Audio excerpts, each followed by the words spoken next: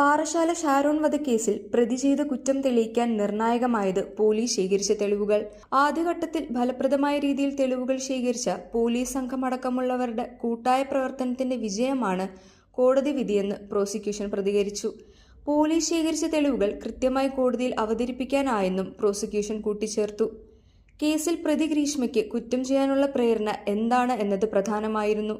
സൈനികനുമായുള്ള വിവാഹ നിശ്ചയം കഴിഞ്ഞതോടെയാണ് ഗ്രീഷ്മ ഷാരോണിനെ ഒഴിവാക്കാൻ ശ്രമിച്ചത്.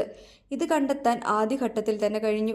വിവാഹ നിശ്ചയം നടന്നുവെന്നത് കോടതിയിൽ തെളിയിക്കേണ്ടിയിരുന്നു. ഗ്രീഷ്മയുടെ ജാതകമടക്കം കോടതിയിൽ തെളിവായി ഉപയോഗിച്ചു. ആദ്യഘട്ടത്തിൽ ഇതെല്ലാം പോലീസ് ശേഖരിച്ചിരുന്നു.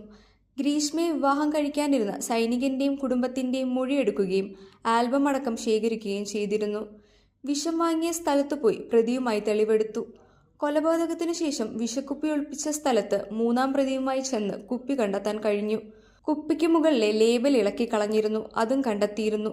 പൊളിഞ്ഞുകിടന്ന ലേബൽ വിഷക്കുപ്പിയുടേത് തന്നെയെന്ന് ശാസ്ത്രീയമായ പരിശോധനയിലൂടെ കോടതിയിൽ തെളിയിക്കാൻ കഴിഞ്ഞു. ഇതെല്ലാം കോടതി വിധി അനുകൂലമാകാൻ കാരണമായെന്നും പ്രോസിക്യൂഷൻ വ്യക്തമാക്കി. അതേസമയം ഷാരോണിനെ കൊലപ്പെടുത്തിയ കേസിൽ ഗ്രീഷ്മയുടെ ശിക്ഷ നാളെ വിധിക്കും. 2022 ഒക്ടോബർ 14 കഷായം കുടിച്ച് ദേഹാസ്വാസ്ഥ്യമുണ്ടായതിന് പിന്നാലെ ഷാരോണിനെ ആശുപത്രിയിൽ കൊണ്ടുപോയത്. 11 ദിവസത്തിനു ശേഷം ഷാരോൺ മരണപ്പെട്ടു.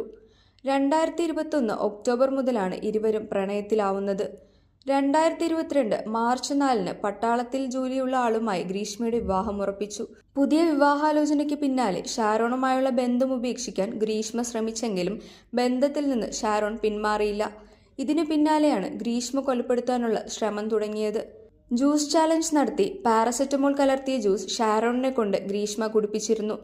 ദേഹാസ്വാസ്ഥ്യമുണ്ടായെങ്കിലും അന്ന് ഷാരോൺ രക്ഷപ്പെട്ടു. പിന്നീടാണ് ഷാരോണിനെ വീട്ടിലേക്ക് വിളിച്ചു വരുത്തി കീടനാശിനി കലർത്തിയ കഷായം നൽകിയത്. 11ാം ദിവസം ഷാരോൺ മരണപ്പെട്ടു.